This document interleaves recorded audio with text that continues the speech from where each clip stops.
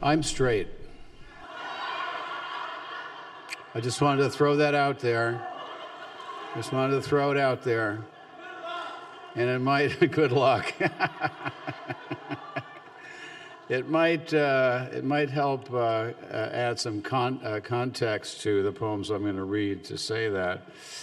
The other thing is that I've muscled or wormed my way into this conference under so many headings that had nothing to do with me. And when Desire was announced, I went immediately to Arlo. It's Desire, John Keats. I mean, that's all I need to say. He said, "You're in, sure."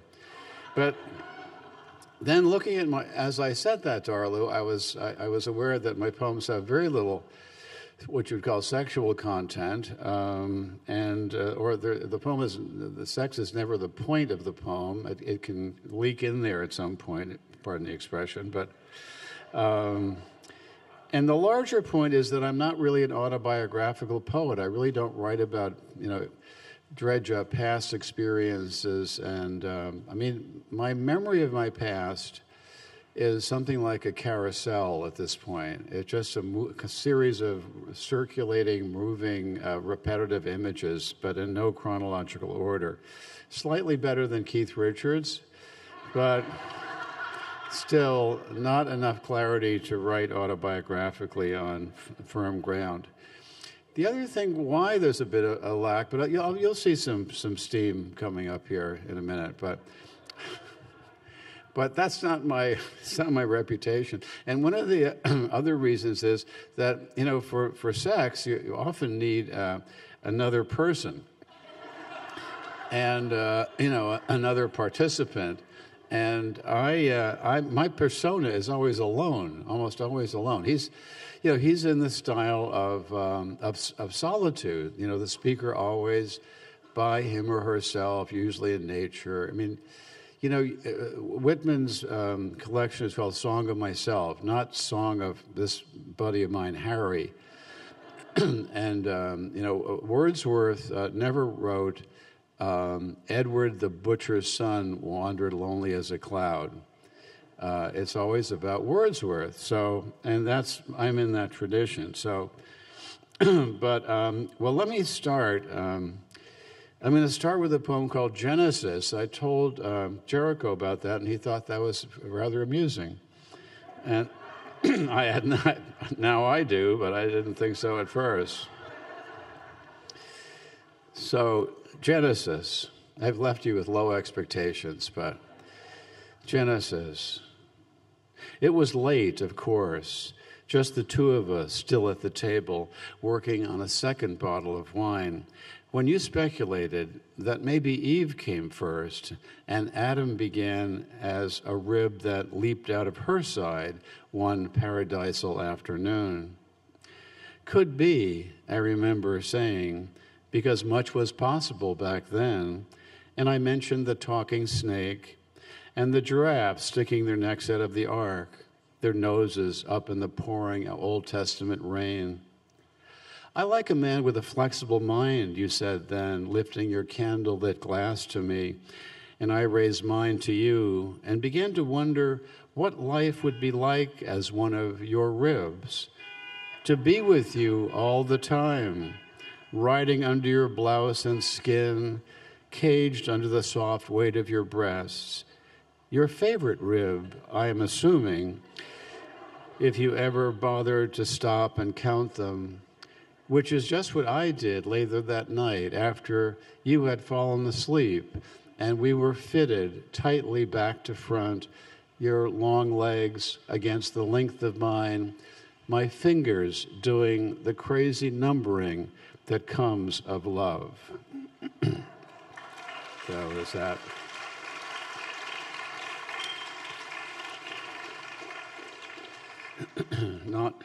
Not without merit. Okay. And read a couple of poems about seductive techniques. I mean, the flattery of women started at least in the time of the late medieval sonnet in Italy, and then it was imported into England and perfected and killed for a while by Shakespeare. But the The idea of comparing women and flattering them through comparison dominated that period and continues to this day. So this is a sort of failed love poem in that it relies much too heavily on those kinds of comparisons, and it's called Litany. And you imagine the speaker talking to his beloved. You are the bread and the knife, the crystal goblet and the wine. You are the dew on the morning grass and the burning wheel of the sun. You are the white apron of the baker and the marsh birds suddenly in flight. However, you are not the wind in the orchard, the plums on the counter, or the house of cards. And you are certainly not the pine-scented air. There is no way you are the pine-scented air. It is possible that you are the fish under the bridge, maybe even the pigeon on the general's head, but you are not even close to being the field of cornflowers at dusk. And a quick look in the mirror will show that you are neither the boots in the corner nor the boat asleep in its boathouse. It might interest you to know, speaking of the plentiful imagery of the world, that I am the sound of rain on the roof. I also happen to be the shooting star, the evening paper blowing down an alley, and the basket of chestnuts on the kitchen table. I am also the moon in the trees and the blind woman's teacup. But don't worry, I am not the bread and the knife. You are still the bread and the knife. You will always be the bread and the knife, not to mention the crystal goblet, and somehow the wine.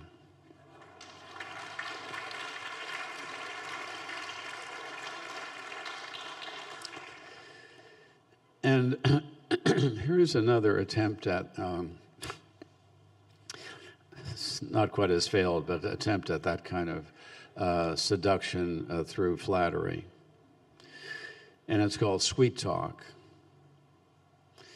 You are not the Mona Lisa with that relentless look, or Venus born over the froth of waves on a pink half-shell, or an odalisque by Delacroix, veils lapping at your nakedness.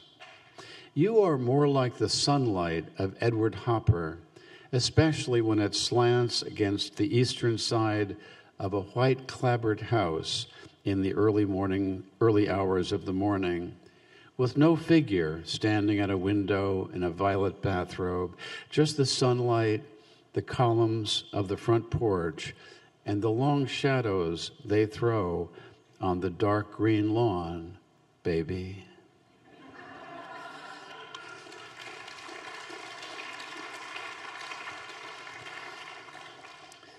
I don't know what that would be worth without the last word, but it doesn't have to be like that. So, without spoiling anything, this is a poem that's about something else, but it takes a kind of erotic turn toward the end. It's really about, it carries an epigraph from Paul Valéry, and it's one of his more famous and used and misused quotations. He said, "Poems are never completed, they are only abandoned." Which I disagree with completely. I mean, I think most of us labor over completing our poems and finding a place where the poem can settle, finding an ending where the poet doesn't want to say anymore and you don't want to hear anymore. So this poem kind of takes issue with that quote by Valéry. January in Paris. That winter, I had nothing to do but tend the kettle in my shuttered room on the top of a pension near a cemetery. But I would sometimes descend the stairs, unlock my bicycle, and pedal along the cold city streets, often turning from a wide boulevard down a narrow side street bearing the name of an obscure patriot. I followed a few private rules, never crossing a bridge without stopping midpoint to lean my bike on the railing and observe the flow of the river below as I tried to better understand the French. In my pale coat and my Basque cap, I pedaled past the windows of a patisserie, or sat up tall in the seat, arms folded, and clicked downhill, filling my nose with winter air. I would see beggars and street cleaners in their bright uniforms, and sometimes I would see the poems of Valéry, the ones he never finished but abandoned, wandering the streets of the city, half-clothed. Most of them needed only a final line or two, a little verbal flourish at the end. But whenever I approached, they would retreat from their ash can fires into the shadows, thin specters of incompletion. Forsaken for so many decades, how can they ever trust another man with a pen? I came across the one I wanted to tell you about, sitting with a glass of rosé at a cafe table, beautiful, emaciated, unfinished, cruelly abandoned with a flick of panache by Monsieur Paul Valéry himself, big fish in the school of symbolism, and for a time, president of the Committee of Arts and Letters of the League of Nations, if you please. Never mind how I got her out of the cafe, past the concierge, and up the flight of stairs. Remember that Paris is the capital of public kissing. And never mind the holding and the pressing. It is enough to know that I moved my pen in such a way as to bring her to completion. A simple final stanza, which ended as this poem will, with the image of a gorgeous orphan lying on a rumpled bed, her large eyes closed, a painting of cows in a valley over her head, and off to the side, me in a window seat, blowing smoke from a cigarette at dawn.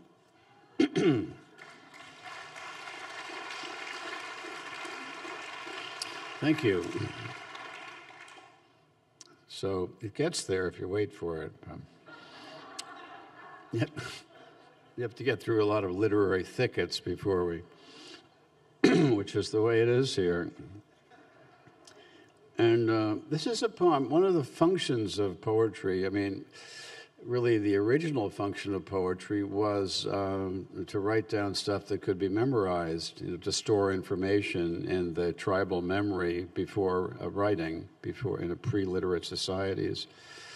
And even to this day, a motive for writing poems is to capture in the amber of language, if you will, an experience that you simply don't want to forget. And this was one of those cases, and the poem was written in very quickly, pretty much just as it is. And it's also a poem which pictures one person a little more in love than the other, which is often the case in younger love, I think. Or I don't know if it ever gets equalized, but I think Richard Brautigan said, I'm just glad it's you this time, baby, instead of me, when the woman's more in love with him. And it's called Love. The boy at the far end of the train car kept looking behind him as if he were afraid or expecting someone. And then she appeared in the glass door of the forward car, and he rose and opened the door and let her in. And she entered the car carrying a large black case in the unmistakable shape of a cello. She looked like an angel with a high forehead and somber eyes, and her hair was tied up behind her neck with a black bow.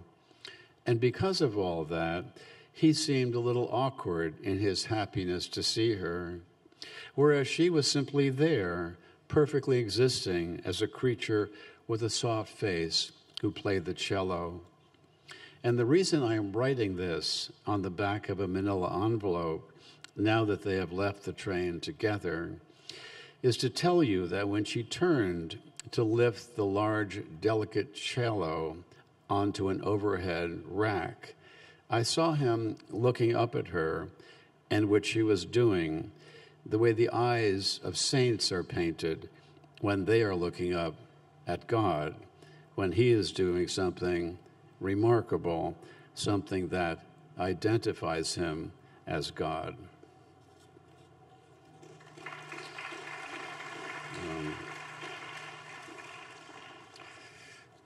Thank you, and thank you for staying around in spite of your cocktail. And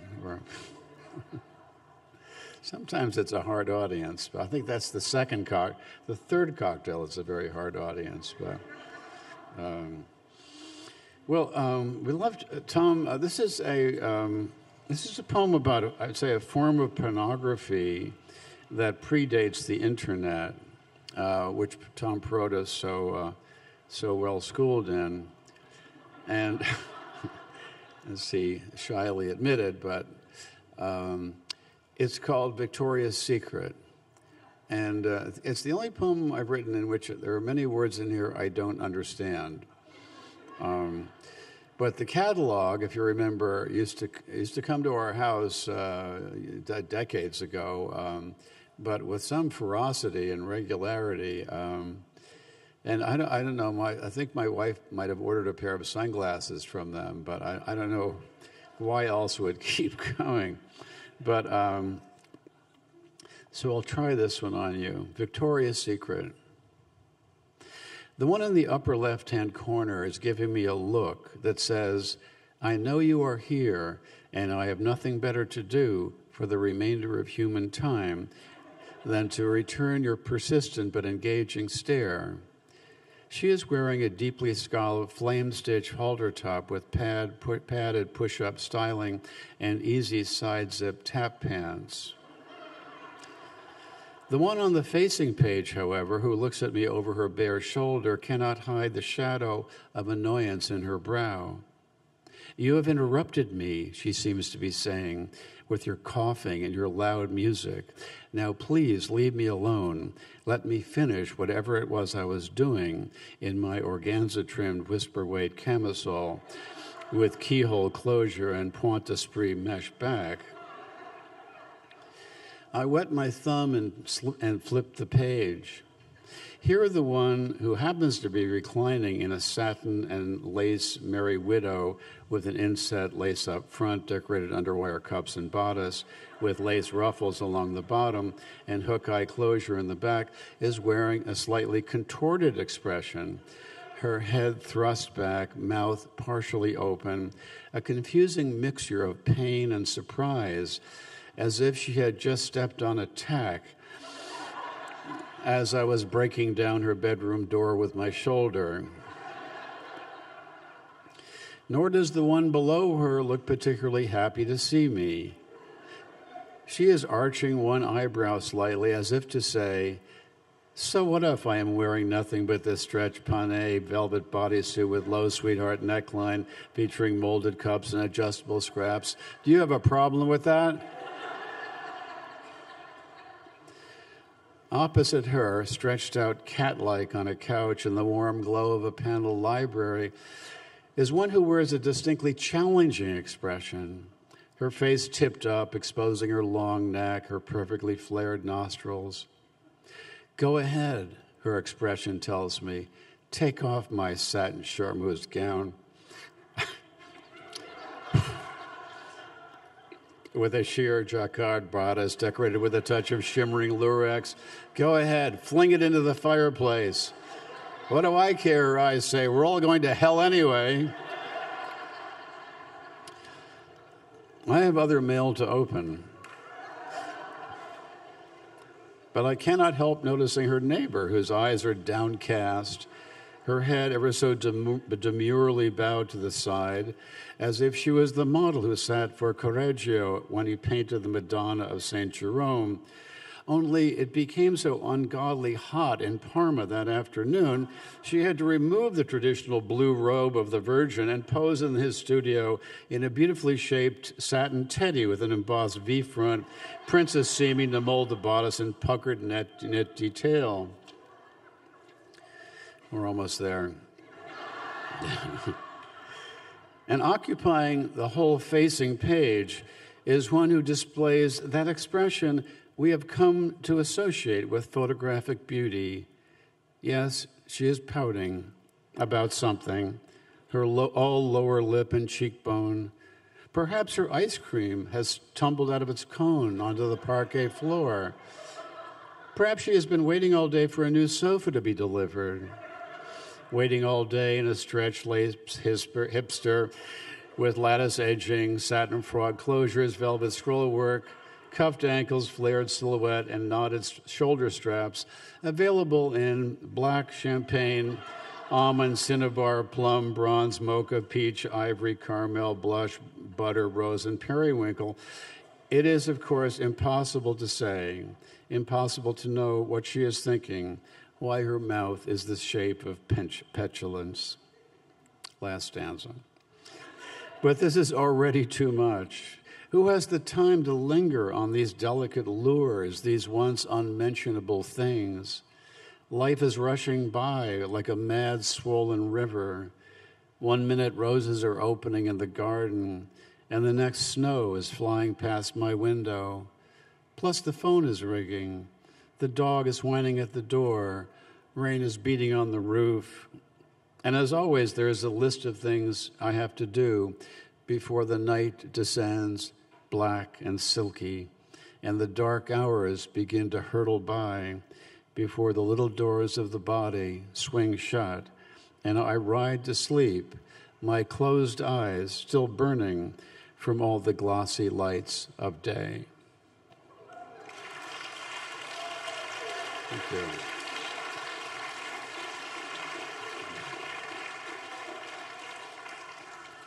It was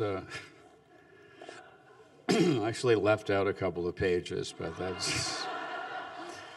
it describes the excess and the length of it. I have another poem I might get to about a pin-up calendar, which is also even a form of pornography predating the Victoria's catalog. Victoria's Secret. Well, what's her secret? She wears trashy underwear. Is that the secret? I don't know. Doesn't seem like she has a lot of secrets. Otherwise, she'd put some clothes on.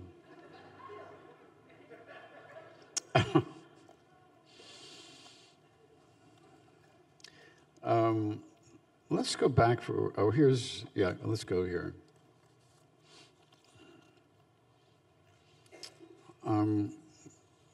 Here's a poem called Sleeping on My Side. So it's a lot of, when I say in these poems that I'm sleeping with someone, it means that we're asleep. I'm sorry, but it's just, I know it's a euphemism, but to me it's just sleeping. So this came about when I was looking through the collected poems of Elizabeth Bishop, just down the road there. And she has two poems facing each other, intentionally, I presume. One is called Sleeping on the Ceiling, and the other one's called Sleeping Standing Up. And I thought, well, that's puzzling and interesting, but maybe I can add a little sanity to this. And I wrote a poem called Sleeping on My Side. Sleeping on my side. It's actually a sonnet. Every night, no matter where I am, when I lie down, I turn my back on half the world. At home, it's the East I ignore, with its theaters and silverware, as I face the adventurous West. But when I'm out on the road in some hotel's room, 213 or 402, I could be pointed anywhere, yet I hardly care, as long as you are there, facing the other way. So we are defended in all degrees, and my left ear is pressing down as if listening for hoofbeats in the ground. Well, that's, maybe you were waiting for someone to wake up. This poem is quite influenced by the well-known Larkin poem called An Arundel Tomb, where he discovers, an effigy of a couple. in a cathedral, and one of the gauntlet is removed from one of his hands, and then you discover that his hand is actually holding hands with her hand. And this is, I think I made up a title for this, called something about mortality and romance or desire. And this is, it's a poem that, like the Coy Mistress too, to forgive these exalted comparisons, but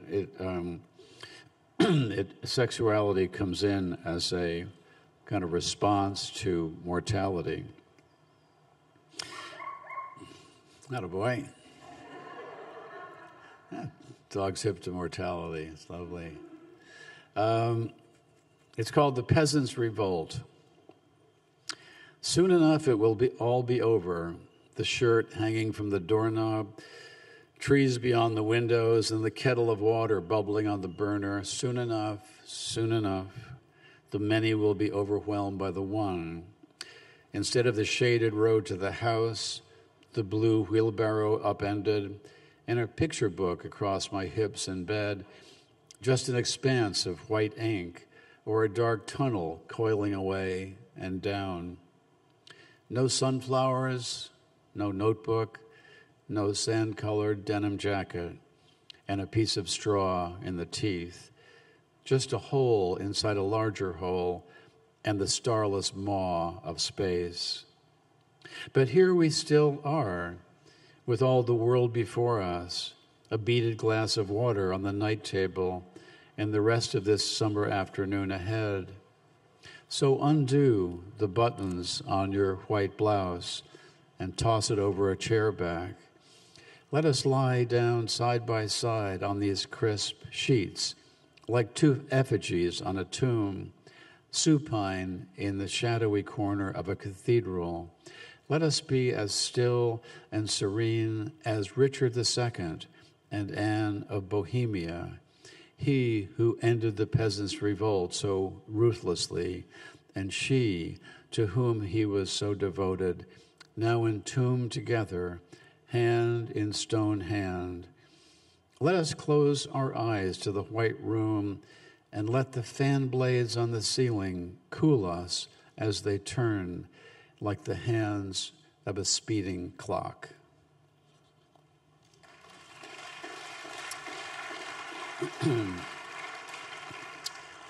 Thank you. Yeah, I don't know if I knew the Larkin poem then, and so in that case it would be a case of anticipatory plagiarism on Larkin's part. This is a chronological possibility.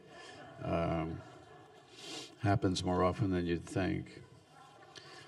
And this is a poem called "What Love Does," and it kind of gets at some of the more unpleasant aspects of it, but not entirely. What love does. A fine thing, or so it sounds on the radio in the summer with all the windows rolled down. Yet it pierces not only the heart, but the eyeball and the scrotum and the little target of the nipple with arrows. It turns everything into a symbol, like a storm that breaks loose in the final chapters of a long novel. And it may add sparkle to a morning or deepen a night when the bed is ringed with fire. It teaches you new joys and new maneuvers, the takedown, the reversal, the escape. But mostly it comes and goes, like a bee visiting the center of one flower, then another. Even as the ink is drying on her name, love is off to visit someone in another city, a city with two steeples, rows of brick chimney pots, and a school with a tree-lined entrance. Love will travel through the night to get there, and it will arrive like an archangel through an iron gate no one had ever noticed before.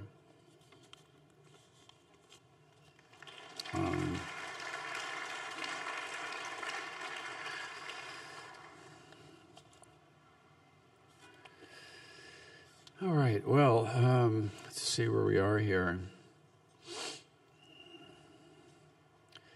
So I have a book right here called Aimless Love, and the title poem is really a kind of comparison, a comparison between two kinds of love, to use the words of St. Augustine, carnal love, which is cupiditas, like cupidity, like Cupid, or caritas, which would be described at best as a love without purpose, a love without any recompense expected. Aimless love. This morning, as I walked along the lakeshore, I fell in love with a wren, and later in the day with a mouse the cat had dropped under the dining room table. In the shadows of an autumn evening, I fell for a seamstress, still at her machine in the tailor's window, and later for a bowl of broth, steam rising like smoke from a naval battle. This is the best kind of love, I thought, without recompense, without gifts or unkind words, without suspicion or silence on the telephone. The love of the chestnut, the love of the jazz cap and one hand on the steering wheel.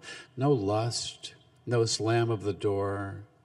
The love of the miniature orange tree, the clean white shirt, the hot evening shower, that highway that cuts across Florida. No waiting, no huffiness or rancor, just a twinge every now and then for the wren who had built her nest on a low branch overhanging the water, and for the dead mouse still dressed in its light brown suit. But my heart is always propped up in a field on its tripod, ready for the next arrow. After I carried the mouse by the tail to a pile of leaves in the woods, I found myself standing at the bathroom sink, gazing down affectionately at the soap, so patient and soluble, so at home in its pale green soap dish.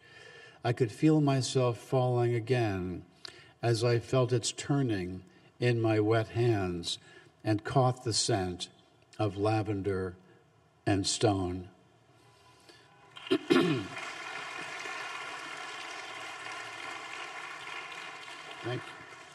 Thank you. I referred to the sonnet earlier as kind of the source of, at least in Western male-dominated poetry, the source of the love, the kind of the conventions of the love poetry, including those comparisons. And this is a poem called Sonnet, and I refer to Petrarch, who is, I suppose, if James Brown is the godfather of soul, I guess Petrarch can be the godfather of the sonnet. And his beloved was named Laura. Sonnet. All we need is 14 lines. Well, 13 now. And after this one, just a dozen. To launch a little ship on love's storm-tossed seas. Then only 10 more left, like rows of beans. How easily it goes, unless you get Elizabethan and insist the iambic bongos must be played, and rhymes positioned at the ends of lines, one for every station of the cross. But hang on here while we make the turn into the final 6, where all will be resolved, where longing and heartache will find an end, where Laura will tell Petrarch to put down his pen, take off those crazy medieval tights, blow out the lights, and come at last to bed. There's no, because there's really no sex in the sonnet. It's all panting and breathing and flattery and pain. I mean, the male describes himself masochistically as being a prisoner of love, James Brown again, and or he's at sea in a ship that is foundering and lost, or can't find the harbor of her, and so on. And the whole idea was that the woman was so, the courtly, coming out of the courtly love tradition, the female, the love object in the sonnet was so exalted that she was beyond direct contact or even direct pleading. So you had to appeal not to her sense of possible love, but to her sense of pity. So you just turned yourself into a puddle of misery, hoping to get her attention that way. It's true. Sounds sad, but it's true. And here's also a fairly short poem. It's called, I think it's in this book.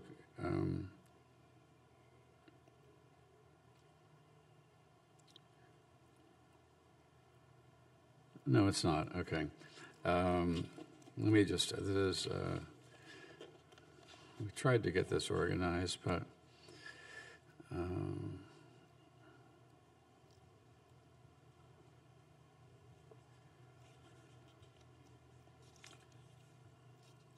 oh, here it is. Okay, forgive me. It's called Me First, and it is. It's a response to a thought that I think occurs to most or all of us at some time in life, and the thought is, who's going to go first?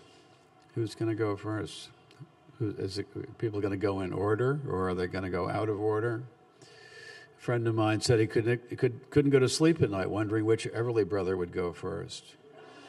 But it's a thought we don't, when it applies to loved ones, it's a thought we almost feel ashamed of thinking about, because both alternatives are not good. And I know culturally, or someone told me this, that in Arabic there's an expression, and I mispronounce it, I'm sure, Ya Burni, which means I go first, or literally you bury me. It's a wish. And so it's called Me First. We often fly in the sky together, and we're always okay. There's our luggage now, waiting for us on the carousel. And we drive lots of places in all manner of hectic traffic, yet here we are, pulling in the driveway again. So many opportunities to die together, but no meteor has hit our house. No tornado has lifted us into its funnel. The odds say then that one of us will go before the other, like heading off into a heavy snowstorm, leaving the other one behind to stand in the kitchen or lie on the bed under the fan. So why not let me, the older one, go first? I don't want to see you everywhere as I wait for the snow to stop before heading out with a crooked stick calling your name.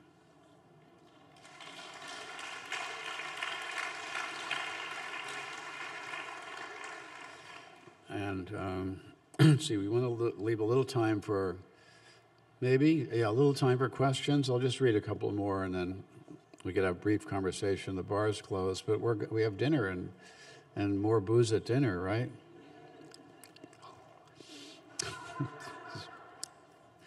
Stop panting. Just looking at this list.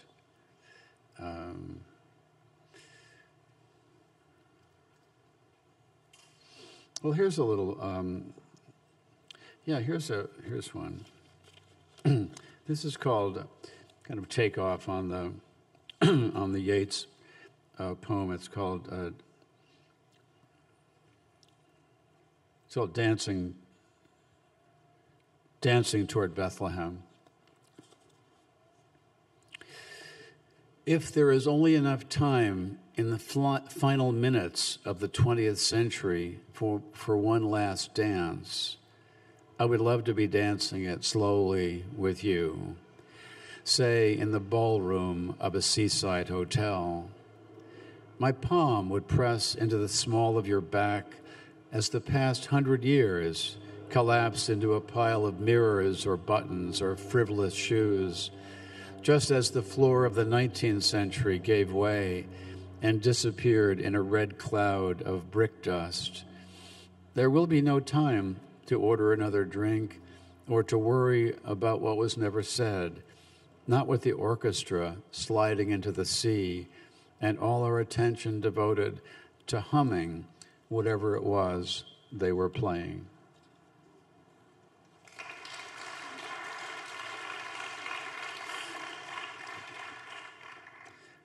And this is another short poem called Vade Mecum. It's the Latin expression. I mean, it literally, it goes with me, vade com me, but they reverse it into mecum for easy pronunciation. So it usually refers to a book that one always has with them, as a kind of a sacred book or a private book, a guide of some kind, often a Bible or a religious book. I suppose after Albert died, Victoria carried around, well, she had someone carry around, I'm sure, a copy of Tennyson's In Memoriam that was always with her.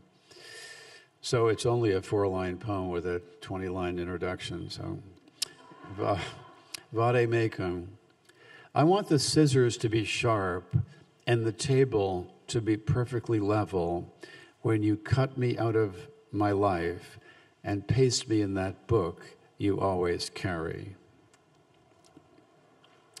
And then, thank you. And then there's a little longer love poem, and it's really about, it uses the metaphor of badly painted still life. And you know, when you see a bad still life, the objects fail to be in physical contact with each other, and they're in a state of flotation. It's a matter of not handling shadows or weight on the brush of the painter. So this is called Not Touching. So this is a poem about desire, I suppose. Not touching. The valentine of desire is pasted over my heart, and still we are not touching, like things in a poorly done still life, where the knife appears to be floating over the plate, which is itself hovering above the table somehow, the entire arrangement of apple, pear, and wine glass having forgotten the law of gravity, refusing to be still, as if the painter had caught them all in a rare moment of slow flight, just before they drifted out of the room through a window of perfectly realistic sunlight.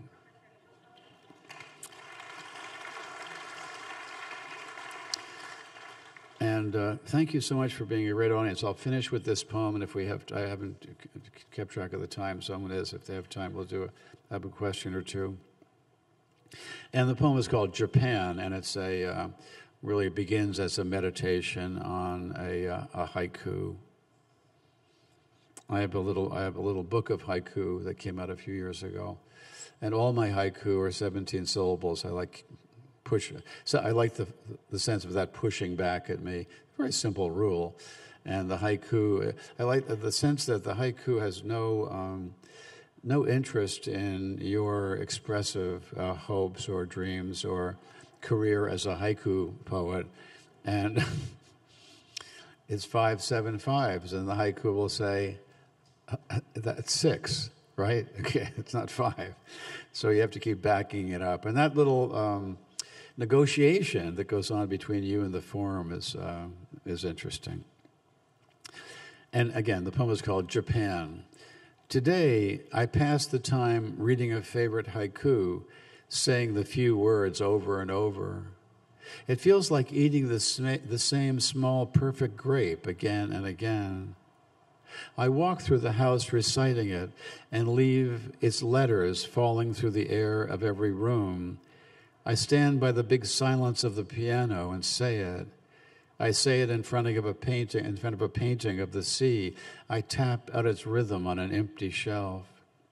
I listen to myself saying it, then I say it without listening, then I hear it without saying it.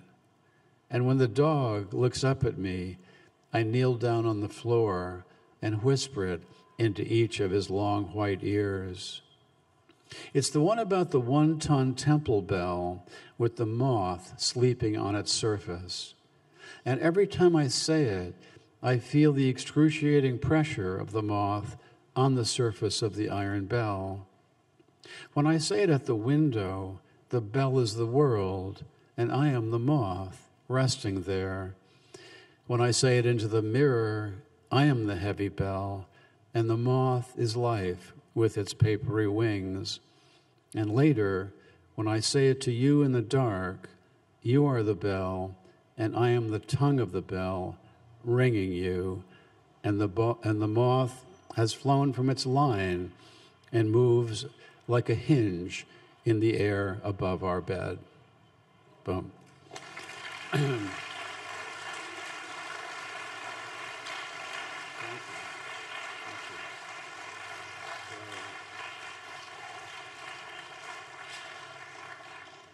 Thank you. Do we have?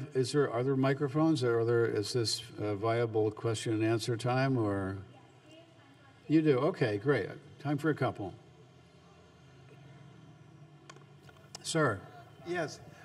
When you, it seems like your poems are often seeing the kind of queer side of the strange side. I began by making that very clear, Ed. No, the strange side of reality. And I was wondering, Flaubert said that he would lie on a couch for hours and think about his prose, which he called the marinade. Do you ever do that? Oh, yeah. A lot of the time we'll find me doing nothing, and I think it's a creative necessity. And I also think one has to make a friend of boredom. It doesn't become boredom in a way, because if you get used to it, boredom is, for me, it's often a prelude to creativity.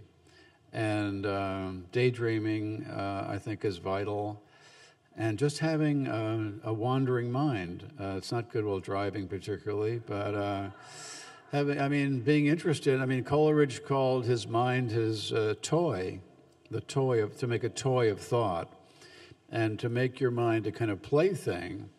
It might not be good practice if you're a novelist, because you've got to bang out 600 words a day or something. But there's a lot of waiting between poems, and I think that's why daydreaming and looking out the window is that. I have a poem about that's what.